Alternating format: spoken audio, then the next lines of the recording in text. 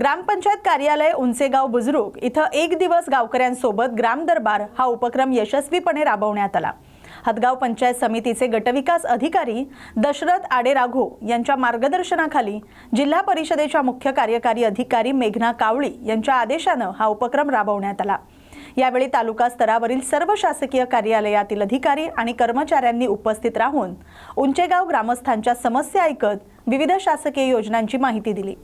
गावातील बचत गटांच्या महिलांनी स्वतः तयार केलेले खाद्यपदार्थ, विणकर वस्तू, पेंटिंग आणि अन्य वस्तूंचे स्टॉल्स लावले होते।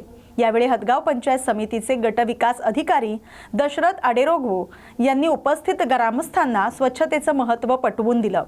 केंद्र आणि राज्य शासनाच्या विविध योजनांचा लाभ घेऊन आपला गाव समृद्ध करण्याचं त्यांनी आवाहन केलंय। या बातमीचा आढावा घेतलाय प्रतिनिधी दीपक सूर्यवंशी यांनी।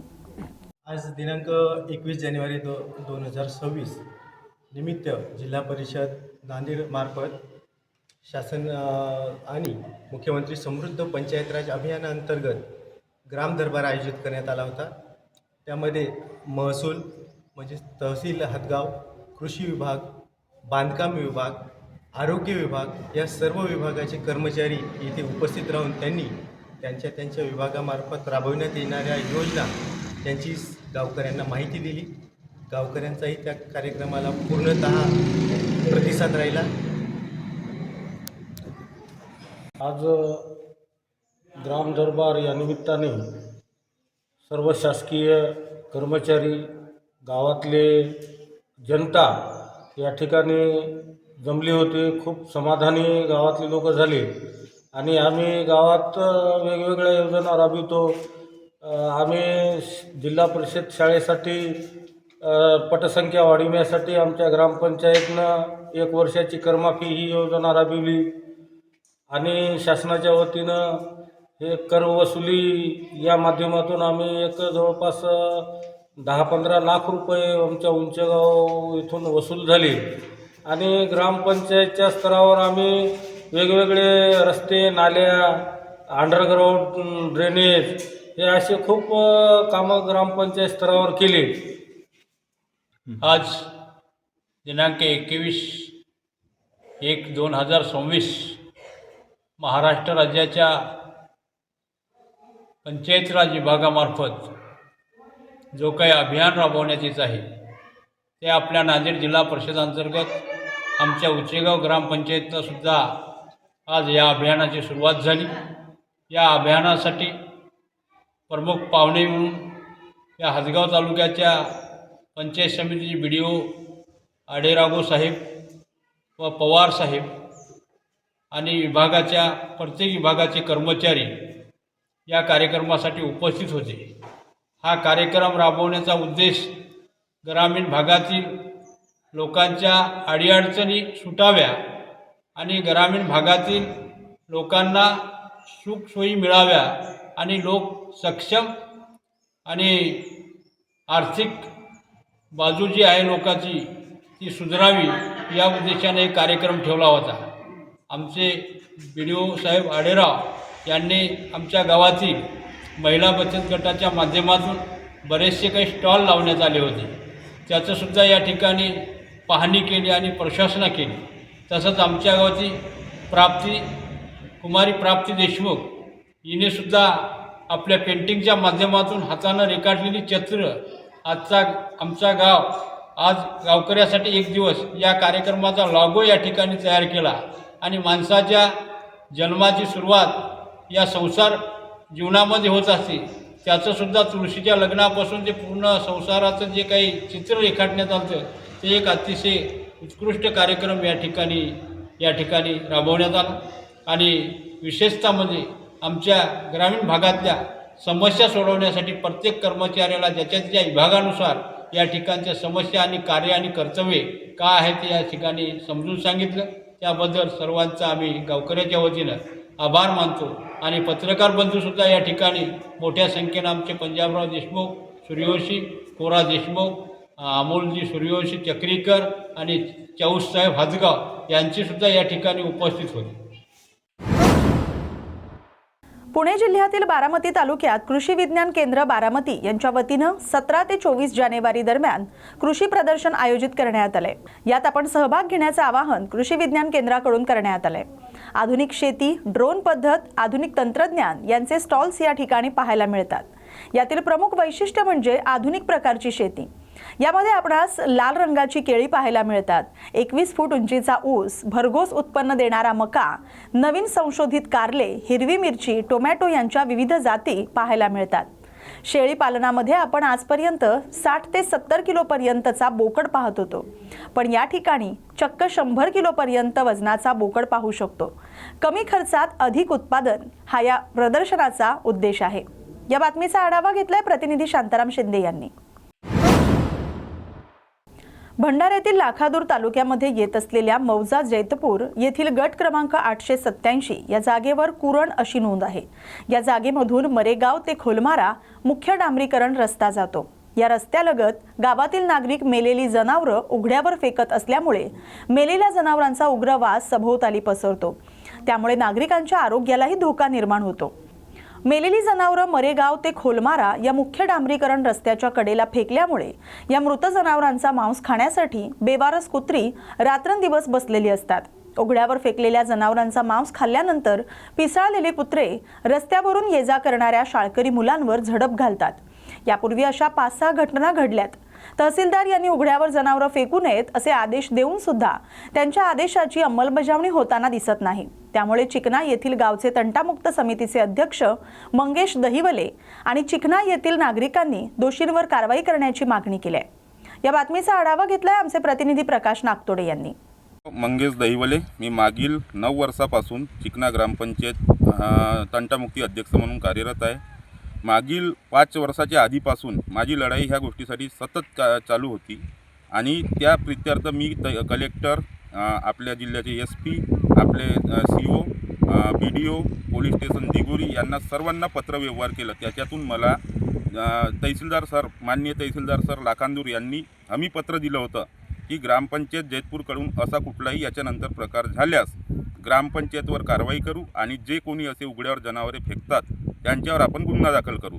याचं एकच म्हणजे माझं हे सांगण्याचं आणि लढाईचं कारण म्हणजे हे जे मेलेले जनावरे इथं फेकतात त्याच्यामुळे माझ्या गावातील मुख्य रस्ता हा इथं लगतच माझ्या गावचा मुख्य रस्ता आहे जो बारवा बाजारपेठेत जाते। आम्हाला छोट्या छोट्या गोष्टीसाठी बारवा बाजारपेठेतच जावं लागते। शाळकरी मुलंसुद्धा इथूनच जातात, रात्री बेरात्री शेतकरीसुद्धा इथून जातात आणि हे उघडे जनावर जे असतात फेकलेले मेलेले याच्यावर पिसाळलेले कुत्रे सतत असतात। ते जवळपास 20 ते 25 पिसाळलेले कुत्रे असतात आणि ते मांस खाऊन झाल्यानंतर ते पिसाळून जातात आणि ते त्याच्यानंतर ते खाऊन झाल्यानंतर ते माणसावर, शाळकरी मुलांवर हमले करतात। माझ्या गावात आतापर्यंत 5 ते 6 हमले मुलांवर झाले आहेत। त्याचा जिम्मेदार कोण? आणि सर्वात महत्त्वाचं ह्या लढाईमध्ये मला माझ्याकडे पत्र पण तहसीलदार सरांनी दिलं आहे की ह्या ज्या गोष्टी होत आहेत याच्यापुढे होणार नाही आणि झाल्यास ग्रामपंचायत दोषी असेल आणि जो कोणी जनावरे फेकते त्याच्यावर आम्ही गुन्हा दाखल करू। माझी इतकीच मागणी आहे। मला न्याय मिळाला असं समजत होतो। तहसीलदार सरांच्या पत्रव्यवहारानंतर कदाचित 4 महिन्यापर्यंत हा मॅटर बंद होता, मेलेले जनावरे फेकत नव्हते, पण परत हा चालू झाला आहे पुन्हा यांचा। आता बघत असाल तुम्ही इथं साईडलाच फेकली आहे। आताच कालपर्यंत काहीच नव्हतं, रात्री इथं फेकलेलं आहे। आता इथं पिसाळलेले कुत्रे येणार आणि जर एखाद्या मुलांवर जर हमला केला ते पिसाळलेल्या कुत्र्याने, याचा जिम्मेदार कोण राहणार? ग्रामपंचायत, तहसील प्रशासन या कलेक्टर प्रशासन या आरोग्य डिपार्टमेंट। मला या गोष्टीसाठी न्याय पाहिजे आणि न्याय जर मिळाला नाही तर आम्ही पुन्हा हा प्रयत्न सतत चालू ठेवू आणि सदर ग्रामपंचायतवर कारवाई झाली पाहिजे, कारण पूर्णपणे जिम्मेदारी ग्रामपंचायतने घेतली होती। तेथील ग्रामपंचायत अधिकारी नागदेवे सर यांनी स्वतः जिम्मेदारी घेतली होती की हा प्रकार पुन्हा होणार नाही आणि झाल्यास आम्ही त्या व्यक्तीवर गुन्हा दाखल करू आणि त्यांच्यावर योग्य तो दंड शासकीय नियमानुसार आखू। आणि माझं तर म्हणणं आहे की या सर्व कारणास दोषी ही ग्रामपंचायत आहे। ग्रामपंचायतवर कारवाई झाली पाहिजे। उमरखेड पंचायत समिती इथं शुक्रवार 23 जानेवारी रोजी 16वा मतदार दिन साजरा करण्यात आला। सर्व कर्मचाऱ्यांना मतदार दिनाबाबत शपथ देण्यात आली। सहाय्यक गटविकास अधिकारी पंजाब रणमले यांनी पंचायत समिती कार्यालयातील सर्व कर्मचाऱ्यांना मतदार दिनाची शपथ दिली। 25 जानेवारी रोजी 16वा मतदार दिन असून त्या दिवशी रविवार सुट्टी असल्यामुळे आज शपथ देण्यात आली। या बातमीचा आढावा घेतलाय प्रतिनिधी संतोष आडे यांनी। परंपराओं की मर्यादा को बनाए रखेंगे तथा स्वतंत्र निष्पक्ष एवं शांतिपूर्ण निर्वाचन की गरिमा को अक्षुण्ण रखते हुए निर्भीक होकर धर्म, वर्ग, जाति, समुदाय, भाषा अथवा अन्य किसी भी प्रलोभन से प्रभावित होते हुए बिना सभी निर्वाचनों में अपने मताधिकार का प्रयोग करेंगे। तीसरा, खेड तालुक्यातील मांजरेवाडी इथं श्री धर्मनाथ महाराज यात्रा उत्सव मोठ्या उत्साहात आणि पारंपरिक वातावरणात संपन्न झाला। धार्मिक विधी, मनोरंजनाचे कार्यक्रम आणि चुरशीच्या कबड्डी सामन्यामुळे या उत्सवाचा उत्साह द्विगुणित झाला। उत्सवादरम्यान आंबील बीजेचा नैवेद्य आणि मिरवणुकीचा कार्यक्रम पारंपरिक वाद्य आणि ढोल ताशांच्या गजरात पार पडला। यावेळी महिलांची उपस्थिती मोठ्या संख्येने होती। ग्रामस्थांच्या मनोरंजनासाठी खुशी शिंदे यांच्या ऑर्केस्ट्राचा कार्यक्रम आयोजित करण्यात आला होता। पुणे जिल्हा फेडरेशन असोसिएशनच्या वतीनं बुधवार 21 जानेवारी 2026 रोजी खुल्या गटातील पुरुष आणि प्रोत्साहनपर मुलींच्या कबड्डी सामन्याचं आयोजन केलं होतं। पुणे जिल्ह्यातून एकूण 32 पुरुष संघांनी यात सहभाग घेतला होता। या स्पर्धेचा निकाल जाहीर झाला। बालेवाडीच्या चेतक स्पोर्ट्सला प्रथम क्रमांक, पुण्याच्या चंदूकाका जगताप स्पोर्ट्स फाउंडेशनला द्वितीय क्रमांक आणि भोसरीच्या भैरवनाथ क्रीडा संस्थेला तृतीय क्रमांक मिळाला। उत्कृष्ट कामगिरी करणाऱ्या खेळाडूंना रेंजर सायकल, रोख रक्कम, स्पोर्ट्स शूज आणि भव्य चषक प्रदान करण्यात आले। यावेळी मांजरेवाडी गावचे सुपुत्र सिद्धेश्वर मांजरे यांची पोलीस उपनिरीक्षकपदी निवड झाल्याबद्दल त्यांचा विशेष सत्कार करण्यात आला। तसंच गावातील जुन्या पिढीतील नामवंत कबड्डी खेळाडूंचाही यथोचित सन्मान करण्यात आला। या बातमीचा आढावा घेतलाय प्रतिनिधी नारायण सूर्यवंशी यांनी। राजगुरुनगरच्या पश्चिम पट्ट्यातील आदिवासी भागातील परसूल या गावामध्ये महिंद्रा राईस या कंपनीकडून मातीतील शेततळे, गांडूळ खत प्रकल्प आणि कोंबडी पालनासाठी आवश्यक कोंबडी निवारा खुराडे वाटप करण्यात आले। याची प्रत्यक्ष चौकशी कंपनीच्या वरिष्ठांनी केली। यामध्ये महिलांसह ग्रामस्थांचा सहभाग मोठ्या प्रमाणावर दिसून आला। या गावात पूर्वी पाण्याची अवस्था खूप बिकट होती, त्यामुळे कंपनीनं या गावामध्ये मातीतील शेततळे घेण्यास सुरुवात केली आणि खडकाची तळी घेणार असल्याचं कंपनीनं सांगितलं। कंपनीचं काम सलग 3 वर्ष चालणार असून ग्रामस्थांनी त्यात सहभाग घ्यावा असं कंपनीच्या वतीनं सांगण्यात आलंय। या बातमीचा आढावा घेतलाय प्रतिनिधी शांताराम शिंदे यांनी। त्यांना म्हणजे शेतकऱ्यांना आपली वैयक्तिक तळी दिल्यात, चारी खणल्यात पाणी शोषण्यासाठी, हे कोंबडी खुराडी दिल्यात, परत पाटबंधारे आपले पाणी जिरवण्यासाठी, अशी बरीचशी कामं झाली नाही असं नाही, चांगल्या प्रकारे झाल्यात कामं। थोड्या वेळात उलट जास्त कामं केलेत आपल्या गावामध्ये आणि अजूनही पण आहेत कामं वेटिंग वरती, ती होणार आपला प्रश्न प्रश्न आहे ना होता आपण त्याला काय करायचे तो लिस्ट निघत मी सांगितलं ना।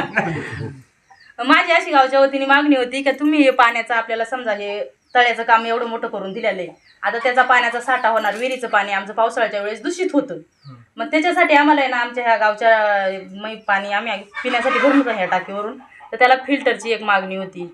आणि लोक अशी आपली 4 दिवसांनी पाणी येतं बाबा आम्हाला, काही लोकांना साठा आहे नाही आहे, बहुतेक लोकांना नाही आहे, मग त्यांच्यासाठी समजा आपलं पाण्याचे टँक वगैरे याची मागणी या महिला मंडळाची किंवा बचत गटांसाठी किंवा काही आपलं हे मिळालं तर ते पण नाही बाई, महिला तेवढ्यासाठी जमा करून ठेवल्यात।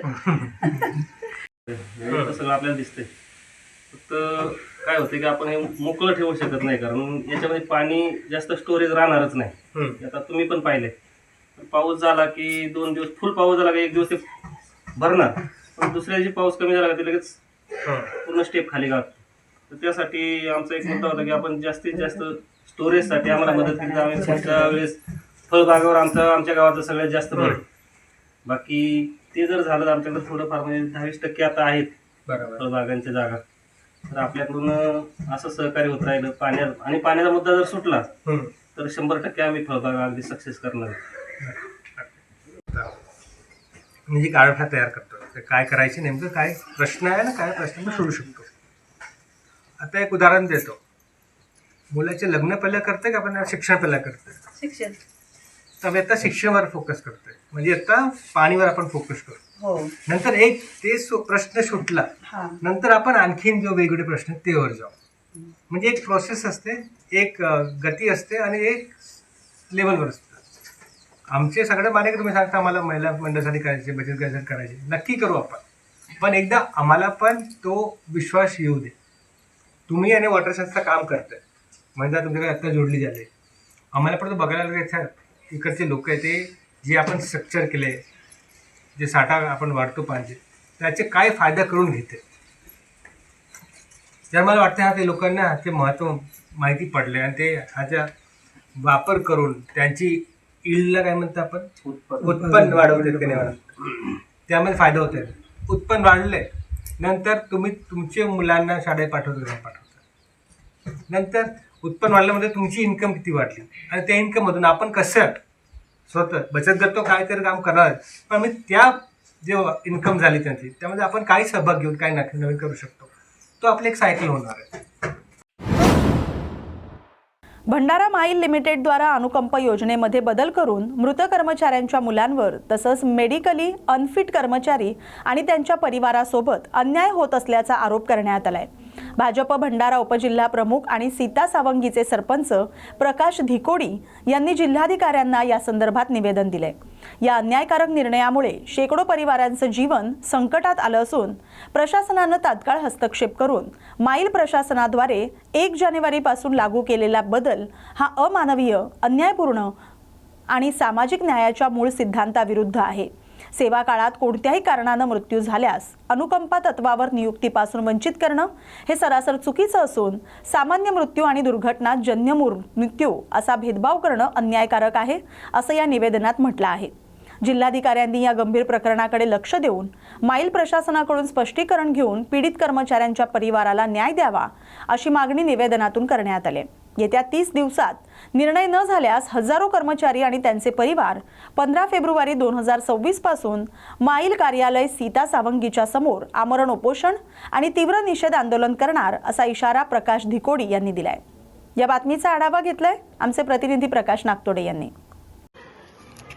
नमस्कार. 1 जनवरी 2026 को मॉयल द्वारा लिया गया निर्णय अनुकंपा भर्ती बंद करना और मेडिकल अनफिट लोगों को अनदेखा करते हुए ये एक नया पॉलिसी जारी करना, जिस पॉलिसी में उन्होंने सीधा अनुकंपा भर्ती को बंद करने का उन्होंने नियम लागू कर दिया है. और ये नियम सरासर गलत, अमानवीय और लोगों के हित को छीनने का काम मॉडल प्रशासन ने किया है. 1 जनवरी 2026 को उन्होंने जो अनुकंपा भर्ती बंद की है, जिसमें उनका बोलना ऐसा है कि भाई जो लोग खदान के अंदर जिनकी मृत्यु होती है उनको हम ड्यूटी देंगे और बाहर मृत्यु होती है उनको ड्यूटी नहीं देंगे. तो मैं ये बताना चाहूँगा कि खदान के लोगों की मृत्यु भी उसी प्रदूषित वातावरण में काम करने से होता है जिसपे लोग अंदर घुसने को डरते, लेकिन वो 8 घंटा वहाँ जाके काम करते हैं. तो मॉयल प्रशासन ने बिल्कुल सरासर गलत किया है इनके साथ अनुकंपा भर्ती बंद करने का. दूसरा कि जो लोग आज से 2015 से जो लोग इस आश्वासन में जी रहे हैं, जो पैरालाइज है, जो और भी बीमारियों से ग्रस्त है, उनको भी उनके तरफ भी बिल्कुल ध्यान नहीं दिया गया है मॉयल प्रशासन का, क्योंकि उनका केस 2015 से पेंडिंग है, जो कि नियम और में लागू था, नियम में बैठा हुआ था कि उनको मेडिकल अनफिट लेना था. उनके साथ भी मॉयल प्रशासन बिल्कुल ऐसा व्यवहार कर रही है जैसे उनके लिए कोई सुनने और कोई बोलने वाला है नहीं. उनके घर कैसे चल रहे हैं, वो किस हालत में है, इस बारे में कोई भी जिक्र नहीं किया गया. और अचानक से आज साल भर पहले उन्होंने एक नया स्कीम लागू किया था, सोशल सिक्योरिटी, जिसपे ड्यूटी के एवज में उन्होंने ये आश्वासन दिया था कि हम पैसा देंगे, लेकिन उस पे भी उन्होंने एक नया नियम लागू कर दिया साल भर के बाद कि भाई अगर किसी की परिवार की इनकम 6 लाख से ज्यादा है तो हम उनको ना ड्यूटी देंगे ना पैसा देंगे. ये सरासर गलत है. आज के महंगाई के जमाने में आप किसी पे ये ठेलना कि आपकी अगर इनकम ज्यादा है तो हम आपको उसकी फैसिलिटी नहीं देंगे. तो मैं आपको बता दूं कि कोई भी माँ बाप इस मॉयल में काम करके अपना खून पसीना जला के मेहनत करके अगर अपने को बच्चों को पढ़ा रहा है तो वो उसकी मेहनत हो गई, उसकी मेहनत से वो वहां तक पहुंचा है. और मॉयल पे जो उसने अपना जीवन उस प्रदूषित वातावरण में काम करने के बाद जो अपना जीवन उस जगह अपना जलाया है, उसका ये अधिकार था कि अनुकंपा भर्ती बंद करे. आज के डेट में जॉब सिक्योरिटी बोलने का मतलब था मॉयल. और मॉयल प्रशासन अगर इस तरह का व्यवहार करेगी अपने ही लेबरों के साथ जो उनके साथ इतने सालों से जुड़े हैं, 50 साल से काम कर रहे हैं, तो ये सरासर गलत है. और बिल्कुल हम इसके अपोज है। हम बिल्कुल इनका अपोज करते हैं। ये नियम कोई भी हालत में लागू नहीं होना चाहिए और शासन से भी हम लिखित रूप में शासन को और मॉल प्रशासन को हमने दे चुका है कि अगर 30 दिन में ये अनुकंपा भर्ती के जितने भी नियम लागू हुए हैं ये अगर वापस नहीं लिया गया तो हम 15 फरवरी 2026 को आमरण उपोषण करेंगे और हो सके तो चक्का जाम भी करेंगे। धन्यवाद। अत्यंत चुरशीची अशी नगर परिषदेची निवडणूक झाली। नगराध्यक्षांची निवडही झाली, त्यानंतर उपनगराध्यक्षांची निवड झाली आणि नुकतीच सर्वसाधारण सभा पार पडली। यावर उपनगराध्यक्ष थेट नागरिकांच्या समस्या जाणून घेण्यासाठी रस्त्यावर उतरलेले दिसले। बीड शहरातील सुभाष रोडवर असलेल्या सार्वजनिक स्वच्छतागृहाची मुख्यत्वे करून यावेळी पाहणी करण्यात आली। स्वतः उपनगराध्यक्ष विनोद मुळूक यांच्यासह नागरिक उपस्थित होते। बीड शहरातील मुख्य चौकात ज्या ठिकाणी माणसांची वर्दळ असते अशा ठिकाणी सार्वजनिक स्वच्छालय असणं गरजेचं आहे। यासाठी आपण आता पाहणी करून शहरातील लोकांना या त्रासापासून मुक्ती देण्याचा आमचा संकल्प आहे आणि लवकरच त्यांना ही सुविधा देणार असं उपनगराध्यक्ष विनोद मुळूक म्हणाले। कचरा व्यवस्थापन योग्य ठिकाणीच करावं जेणेकरून नागरिक म्हणून आपली जबाबदारी आपण पाळावी असं आवाहन त्यांनी केलंय। या बातमीचा आढावा घेतलाय प्रतिनिधी अनिल घोरड यांनी। काहीच नाही, आता हे आम्ही आज सगळ्या विभागांची आम्ही बैठक घेतली। बैठकीमधून असं ठरलं की आपला जो मार्केटचा एरिया आहे तो अन्य अनेक ठिकाणी महिलांसाठी पुरुषांसाठी कमीत कमी युरिनल असावं, स्वच्छ पुतळ्या त्या ठिकाणी असायला पाहिजे। त्या भागात जर लोक खरेदीला आले तर तिथे कसलीच सोय नाही। पुढे या ठिकाणी शौचालयाचं बांधकाम आहे परंतु ते बांधकाम काही वापरत येत नव्हतं। ते वापरात कसं आणता येईल त्यासाठी त्या दृष्टीने प्रयत्न करण्यासाठी आम्ही काय करता येईल आपल्याला। या जे असतील हेच स्पॉट असो, जुन्या बाजारातला स्पॉट असेल, छत्रपती संभाजी महाराज क्रीडांगणामध्ये असेल, अशा काही ठिकाणी आपल्याला सार्वजनिक शौचालय चालू करायचं असं चाललंय। रायगड जिल्हा परिषद आणि पंचायत समितीच्या सार्वत्रिक निवडणुकीसाठी अर्ज भरण्याच्या शेवटच्या दिवशी पेण तालुक्यात भाजप, राष्ट्रवादी आणि मित्रपक्ष महायुतीकडून उमेदवारी अर्ज दाखल करण्यात आले। भाजपचे वैकुंठ रवींद्र पाटील यांनी दादर विभागातून जिल्हा परिषदेसाठी आपला उमेदवारी अर्ज दाखल केला, तर शर्मिला वैकुंठ पाटील यांनी शाहू विभागातून जिल्हा परिषदेसाठी उमेदवारी अर्ज भरत निवडणूक रिंगणात प्रवेश केलाय। अर्ज भरण्याच्या वेळी भाजप आणि महायुतीचे पदाधिकारी आणि कार्यकर्ते मोठ्या संख्येने उपस्थित होते। यावेळी माध्यमांशी बोलताना वैकुंठ पाटील यांनी सांगितले की विकास हाच आमचा प्रमुख अजेंडा असून विकासाच्या मुद्द्यावरच आम्ही ही निवडणूक लढवत आहोत। पेण तालुक्यातील सर्वसामान्य नागरिकांचा भारतीय जनता पक्षावर असलेल्या दृढ विश्वासाच्या बळावरच या निवडणुकीत आम्हाला मोठं बहुमत मिळेल असा विश्वास त्यांनी व्यक्त केलाय। या बातमीचा आढावा घेतलाय प्रतिनिधी किरण बांधणकर यांनी। राष्ट्रवादी व मित्रपक्ष यांच्या वतीने आज निवडणूक उमेदवारी अर्ज भरण्यात आले आहेत। निश्चितपणे भारतीय जनता पक्षाने सातत्याने खासदार धैर्यशीलदादा पाटील व आमदार रविशेठ पाटील यांच्या नेतृत्वाखाली या तालुक्यामध्ये नव्हे तर या मतदारसंघामध्ये घोडदौड चालू केलीच आहे। आपण पाहतोय की या सगळ्यांमध्ये सन्माननीय तटकरे साहेब यांचा सुद्धा सिंहाचा वाटा आहे आणि ते सुद्धा आमच्या सोबत आहेत। निश्चितपणे भारतीय जनता पक्ष राष्ट्रवादी युती या निवडणुकीमध्ये मोठ्या मताधिक्याने निवडून येणार याच्यात तीळमात्र शंका नाही आणि इथील सर्वसामान्य तालुक्यातील लोकांचा भारतीय जनता पक्षावरती विश्वास आहे आणि त्या विश्वासाच्या ताकदीवरती आज आम्ही मोठं बहुमत या ठिकाणी प्राप्त करू। महाराष्ट्र नवनिर्माण सेनेचे अध्यक्ष राज ठाकरे यांच्या आदेशानुसार रायगड जिल्हा परिषद आणि पेण पंचायत समिती निवडणुकीत महाराष्ट्र नवनिर्माण सेनेनं आपले उमेदवार उभे केले आहेत। यामध्ये दादर 22 जिल्हा परिषद गणातून रुपेश पाटील यांनी आपला अर्ज दाखल केलाय, तर रावेर 43 पंचायत समिती गणातून निकिता रुपेश पाटील या निवडणूक लढवणार आहेत। जनशक्ती विरुद्ध धनशक्ती अशी ही निवडणूक होणार असून राजाचा मुलगा राजा होतो तर सामान्य प्रजेनं करायचं काय असा सवाल मनसेचे रुपेश पाटील यांनी केलाय। रुपेश पाटील यांनी सामाजिक आणि क्रीडा क्षेत्रात भरीव कामगिरी केले, त्यामुळे युवकांसाठी ते नेहमीच नवनवीन उपक्रम राबवत असतात। राज ठाकरे साहेबांचे विचार सर्वसामान्य जनतेपर्यंत पोहोचवण्यासाठी तत्पर असतात। त्यांच्या पत्नी निकिता पाटील या देखील सुशिक्षित असून महिला सक्षमीकरण आणि सबलीकरण यासाठी काम करतात। ही निवडणूक प्रतिष्ठेची आहे, त्यामुळे आम्ही राजसाहेब यांचा आदेश मोडणार नाही असं रुपेश पाटील यांनी सांगितलं। या बातमीचा आढावा घेतलाय प्रतिनिधी किरण बांधणकर यांनी। रायगड जिल्ह्यातील रायगड जिल्हा परिषद व पेण तालुक्यातील पेण पंचायत समितीकरता महाराष्ट्र नवनिर्माण सेनेचे अधिकृत उमेदवार रायगड जिल्हा परिषदेकरता आम्ही दादर गणातून रुपेश पाटील यांची उमेदवारी जाहीर केलेली आहे आणि आज त्यांचा देखील आम्ही फॉर्म भरलेला आहे. तसेच पंचायत समितीकरता निकिता रुपेश पाटील या आमच्या दादर गणातूनच पंचायत समितीकरता उभ्या आहेत. तसेच तरणखोप विभागातून जिथे पंचायत समितीकरता रुपेश म्हात्रे, तसेच डोलवी पंचायत समितीकरता नेत्रा मनोहर पाटील या देखील उभ्या आहेत. तर विषय असाच होता की गेल्या अनेक वर्षापासून या पेण तालुक्याला कुठेच विकास दिसत नाही. असंख्य सत्ताधारी पक्ष वेगवेगळे जे पंचायत समिती मार्फत ज्या योजना या तालुक्यामध्ये राबवल्या गेल्या पाहिजेत, या कुठल्याही सत्ताधारी पक्षाने किंवा कुठल्याही लोकप्रतिनिधींनी त्या अंमलात आणल्या नाहीत. महाराष्ट्र नवनिर्माण सेनेचे हे जेव्हा शिलेदार या जिल्हा परिषदेमध्ये किंवा पंचायत समितीमध्ये जेव्हा विराजमान होतील तेव्हा नक्कीच महाराष्ट्र नवनिर्माण सेनेच्या वतीने हे लोकहितार्थ जी जास्तीत जास्त कामं जी रखडलेली आहेत, तुम्ही पाहू शकता की पेण तालुक्यातील वीज असो, रस्ते असो किंवा पाणी असो, या महत्वाच्या समस्यांचा इतका अभाव आहे की कोणत्याही लोकप्रतिनिधी, आमदार असो, खासदारांचं कोणत्याही स्वरूपात लक्ष नाही. आणि तुम्ही पाहू शकता की आम्ही ज्या दादर जिल्हा परिषदेकरता जे उमेदवार आम्ही जाहीर केले आहेत त्यांचा तेथील जो लोकांमध्ये जो जनमत आहे तो खूप चांगला आहे. आणि कितीही समोर कोणतेही उमेदवार जरी उभे राहिले आम्ही कुठेही माघार घेत नाही आहोत. आणि त्या उमेदवार आमचे जे रुपेश पाटील आहेत त्यांना जास्तीत जास्त मताने निवडून आणण्याकरता आम्ही प्रयत्नशील एवढं नक्की. आज मी आपल्याला सांगू इच्छितो की दादर जिल्हा परिषदेला मी फॉर्म भरलेला आहे. हा फॉर्म भरायचं कारण एवढंच आहे की नेहमीच सत्ताधारी सत्तेतला जोर असतो, म्हणजे असं म्हणणं आहे का राजाचा पोरगाच राजा बनणार. तर माझं असं म्हणणं आहे की सर्वसामान्याचा पोरगा सुद्धा एखाद्या प्रजेवर नेतृत्व करू शकतो. याच्यामुळे की धनशक्ती विरुद्ध जनशक्ती आम्ही सर्व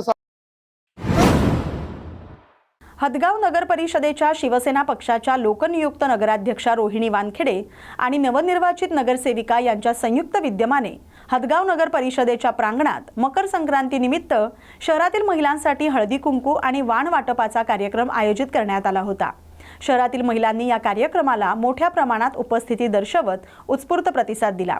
यावेळी तिळगुळ घ्या, गोडगोड बोला असा संदेश देत वाण वाटप करण्यात आलं. या बातमीचा आढावा घेतलाय प्रतिनिधी दीपक सूर्यवंशी यांनी. रायगड जिल्हा परिषद निवडणुकीसाठी वडखळ 23 गणातून माजी जिल्हा परिषद सदस्य प्रभाकर म्हात्रे यांनी भाजप पक्षाकडून अधिकृतरित्या उमेदवारी अर्ज दाखल केलाय. गेल्या 5 वर्षात जी विकास कामं झाली त्यापेक्षा अधिक विकास कामं करणार असून मुख्यमंत्री देवाभाऊंच्या नेतृत्वाखाली विकासाला गती मिळणार आहे. या विभागातील रखडलेली कामं मार्गी लावून पाण्याचा प्रश्न देखील लवकरच मार्गी लागणार आहे. त्यासाठी आमचे प्रयत्न सुरू आहेत. मी जनतेचा सेवक म्हणून या निवडणुकीत उभा आहे. मतदारांचं प्रेम माझ्यावर असल्यानं त्यांच्या विश्वासाला तडा जाऊ देणार नाही. राष्ट्रवादी आमच्या सोबत आहे, त्यामुळे चिंतेचं कारण नाही. खासदार धैर्यशील पाटील, खासदार सुनील तटकरे आणि विद्यमान आमदार रविशेठ पाटील यांच्या मार्गदर्शनाखाली मी ही निवडणूक लढवत आहे, असं प्रभाकर म्हात्रे म्हणाले. या बातमीचा आढावा घेतलाय प्रतिनिधी किरण बांधणकर यांनी. आज खऱ्या अर्थानं भारतीय जनता पार्टीच्या वतीनं आम्ही अधिकृत उमेदवार म्हणून आज अर्ज दाखल केलेला आहे. मी त्यात विकास केला होता त्याच्यापेक्षा आता आपण दुपटीनं या खारेपाटाचा विकास करणार आहोत. पाण्यासाठी असो, रस्ते असतील, कोविड काळात जी आम्ही लोकांसाठी सेवा दिली होती त्याचाच आज मला मोबदला म्हणून या खारेपाटातल्या लोकांनी एवढ्या लोकसंख्येने माझा फॉर्म भरण्यासाठी आलेत. सार्वजनिक बांधकाम विभाग इथं गेल्या 18 वर्षांपासून काही अधिकारी आणि कर्मचारी ठाण मांडून बसलेत. या ठिकाणच्या संबंधित अधिकाऱ्याकडून करोडोंचा भ्रष्टाचार सुरू आहे. अशा भ्रष्ट अधिकारी आणि कर्मचाऱ्यांवर तात्काळ कारवाई करून त्यांची विभागाबाहेर बदली करण्याच्या मागणीसाठी सुरेंद्र नेब देशमुख यांनी नांदेड सार्वजनिक बांधकाम प्रादेशिक विभाग मुख्य अभियंता यांच्या कार्यालयासमोर 22 जानेवारीपासून आमरण उपोषणाला सुरुवात केली आहे. सोनपेठ तालुक्यातील शेळगाव येथील रहिवासी असलेल्या सुरेंद्र नेब यांनी भ्रष्टाचारी अधिकाऱ्यांच्या कचाट्यातून परभणीला मुक्त करण्याच्या मागणीसाठी आमरण उपोषण सुरू केले. संबंधित भ्रष्टाचारी अधिकारी प्रतिनियुक्ती, तात्पुरती नियुक्ती, अतिरिक्त कारभार अशा नियुक्त्या करून एकाच ठिकाणी ठाण मांडून बसलेत. मोठा भ्रष्टाचार करत असल्याचा आरोप उपोषणकर्ते नेब यांनी केलाय. या प्रकरणी कारवाई करून शिस्तभंगाचा गुन्हा दाखल करावा अशी मागणी सुरेंद्र नेब यांनी केली आहे. या बातमीचा आढावा घेतलाय प्रतिनिधी शांतीलाल शर्मा यांनी. उमरखेडमध्ये धुकरावरी जिल्हा परिषद प्राथमिक शाळा नवी बिटरगाव खुर्द या शाळेत आनंद मेळावा साजरा करण्यात आला. आनंद मेळावा साजरा करण्यामागे मुख्याध्यापक आणि शिक्षक वृंद तसंच पालकांनी खूप मोठ्या प्रमाणात सहभाग घेतला. या मेळाव्यापासून विद्यार्थ्यांमध्ये आनंदाचं वातावरण निर्माण झालं. यामध्ये लहान लहान विद्यार्थ्यांनी खूप मोठ्या प्रमाणात सहभाग घेऊन आपापल्या घरून बनवून आणलेले पदार्थ हे शाळेत विक्री केले. यामध्ये वर्ग 3 ते वर्ग 5 या विद्यार्थ्यांनी सहभाग घेतला आणि आनंद मेळावा उत्साहात साजरा करण्यात आला. या बातमीचा आढावा घेतलाय प्रतिनिधी सत्यजित कदम यांनी.